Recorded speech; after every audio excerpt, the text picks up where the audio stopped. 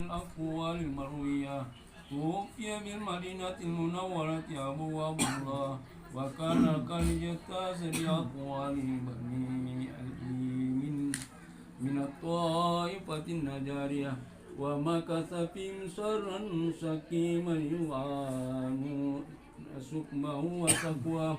ولما تم من أمري على الراجعين 9 أشهر قمرية، وأنا للزمان أن ينجلي عنه صدى، حضر أمه ليلة مولده آسية ومريم في نسوة القادرة القدسية، وأخذها المحال قال رسول صلى الله عليه وسلم نورا يتلألأ سلام. صلى الله على محمد صلى الله عليه وسلم.